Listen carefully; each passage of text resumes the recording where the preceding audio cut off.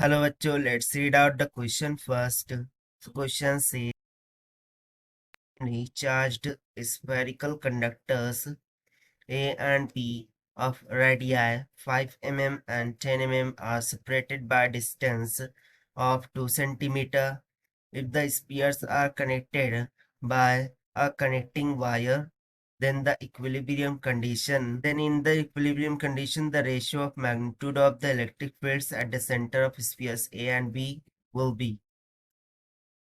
तो यहाँ पर हमसे सिंपली बोला जा रहा है कि दो यूनिफॉर्मली चार्ज्ड स्फेरिकल कंडक्टर्स है ए एंड बी, इन दोनों को 2 सेंटीमीटर के डिस्टेंस से सेपरेट किया जाता है, जिनके रेडियाई हमें दे रखा है R1 5 mm, R2 10 mm के इक्वल।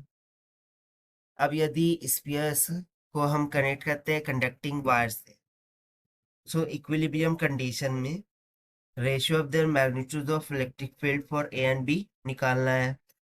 तो चलिए स्टार्ट करते हैं हम सोल्यूशन से, but fits let's talk about the key concept which we are going to use here for this question. So potential due to charge can be given by the formula V is equals to K times of Q divided by the distance between distance from that charge। उस तरीके से second formula हम यहाँ पे use कर सकते हैं electric field का, which is nothing but equals to K times of Q divided by R square. So चूंकि यहाँ पर इक्विलिब्रियम कंडीशन की बात की गई है, so we know that in equilibrium condition, equilibrium condition में क्या होता है, पोटेंशियल सेम हो जाता है, यानी कि potential at A would be equals to potential at B. So हम फॉर्मूला यूज करते हुए लिखेंगे कि K Q A divided by R A, this will be equals to K Q B divided by R B.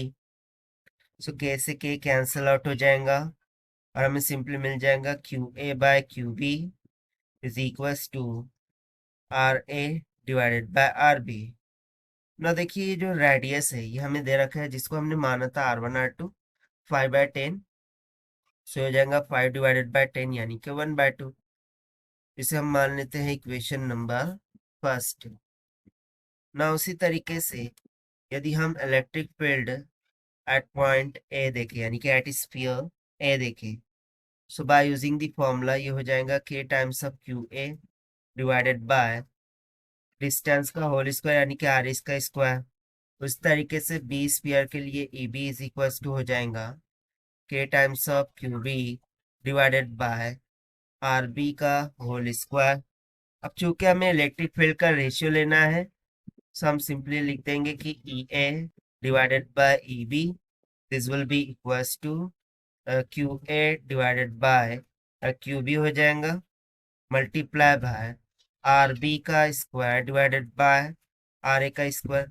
अब बाकी जो terms है वो तो कैंसिल आउट हो गई, so this will be equals to Q A by Q B.